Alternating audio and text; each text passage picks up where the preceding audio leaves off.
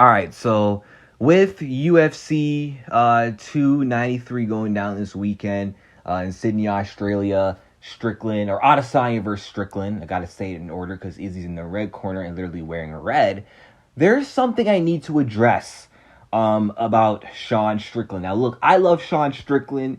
Dude has had a rough upbringing, and he's a funny guy. He's a stand-up guy. He says what's on his mind. He does not care. He is entertainment, okay? The UFC needs this guy. He's a gem. We need to cherish him. But my problem with Strickland ahead of this fight is, for as much as he talks, as much as he does the tough guy talk, and, he talks about wanting to do the man dance and just going out there and scrapping, Sean Strickland does not always fight like he talks, and he doesn't always fight like he spars. And there's a couple performances that in his career that he's had where he hasn't lived up, to the way he talks. Like, for example, his fight with Jack Hermanson, he played it safe against Jack. He fought that fight not to lose. And look, Sean Strickland's a smart fighter. He'll fight smart, and he'll do what he needs to do to win. But he's no different from Israel Adesanya in that sense. And when he fought Jared Cannonier, that was the same issue. Playing it safe against Jared Cannonier, fighting to not lose. And I think he's had a few other performances like that now. When he fought Abbas and when he fought Nasruddin Imavov, like on a couple of weeks' notice, and Nasruddin wasn't prepared, Sean Strickland came out there to scrap and make it a dogfight against both guys and destroyed both guys. And you know what? He's fought the way he talks and spars against lower caliber of competition, like Uriah Hall, kind of, although he could have finished Uriah. He was playing around too much in that fight and let it go to a decision he didn't need to. I don't remember much of the Jotko fight, but he did take the fight to him, I think. He fought that way against Brandon Allen, Jack Marshman, Nordin Talib. But his not last two fights, but the two fights, or two of the three fights he had in 2022, he fought that way. And that's very telling ahead of his fight with Israel Adesanya. Because if you present a certain kind of threat to Sean Strickland, Sean becomes a completely different fighter from who you're expecting him to be, from how he advertises himself. He'll play it safe. He'll try to be smart, which he should fight smart.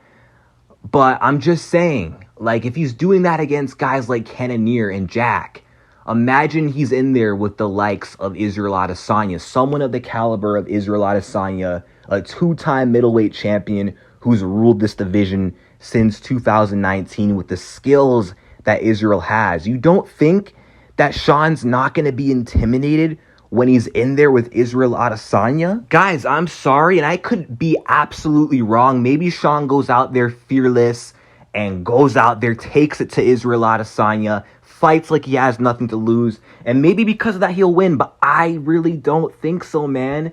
I think Sean Strickland is going to go in there mentally psyched out against Israel Adesanya. I really do.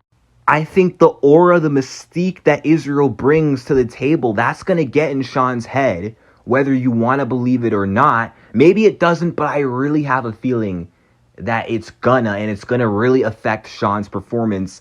Kind of like what we saw when Paulo Costa fight Israel. He did all this macho man talk ahead of that fight, said what he was going to do to Izzy, he was going to pressure him, overwhelm him, and look what happened when he fought Israel Adesanya. He was frozen like a deer in headlights and got absolutely dissected and picked apart. Now, I know Sean Strickland and Paulo Costa, they're different fighters. Sean Strickland, on paper, is kind of better than Paulo Costa, a better striker, more technical than Costa. It does not matter. His skills do not stack up to Israel Adesanya.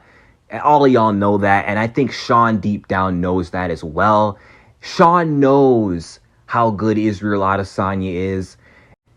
And if Strickland was intimidated by the power of Cannonier, which he should be, to the point where he, ended up playing it safe and cautious in there, if he was so worried about the takedown threat of Jack Hermanson, then imagine someone like Israel Adesanya with the level of striking that he brings to the table, with his height, his length, his ability to control range, the feints he uses, his speed, his misdirections, the traps he's able to set, his timing in his strikes. And not just that, Israel Adesanya, we know, does also have punching power as well.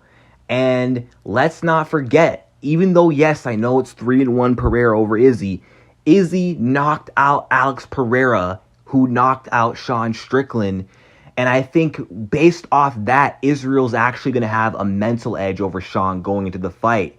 You know, Sean knowing that this guy slept the guy who slept me. Sean, deep down, for as much as he's talking for this facade he's putting out there, he knows deep down that if Alex Pereira can do that to him, and then Izzy can do that to Alex Pereira, Izzy damn certain can also do that to him, to Sean Strickland.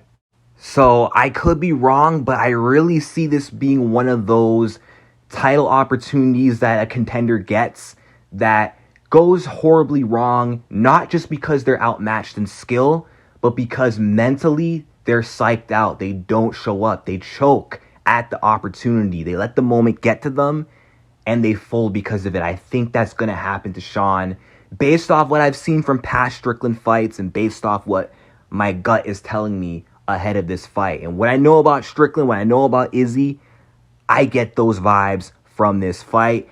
Now, I wish Sean Strickland the best of luck. Even though I'm Team Israel Adesanya, I don't wish anything bad against Sean Strickland. I wish him nothing but the best. But I don't think Sean Strickland is going to be the one. And I think Sean is just going to make himself look like all talk, all bark, no bite, all talk, no walk, essentially. But I'm not underestimating Sean Strickland. We know crazy things can happen in this sport. Maybe he catches Izzy on an off night. Maybe Strickland turns out to be better than I thought. Maybe mentally he shows up better than I thought he would, and that helps him perform better and leads to a win. We're going to find out. That's what I love about this sport, this crazy sport of MMA. But with that being said, Strickland goes down into, and I think it's going to be a question mark kick based off some openings that Sean Strickland leaves. Abus Magomedov had a chance to catch him with a head kick, but he retracted, and Izzy don't retract. So we'll see. Let me know what you guys think in the comments, and peace out.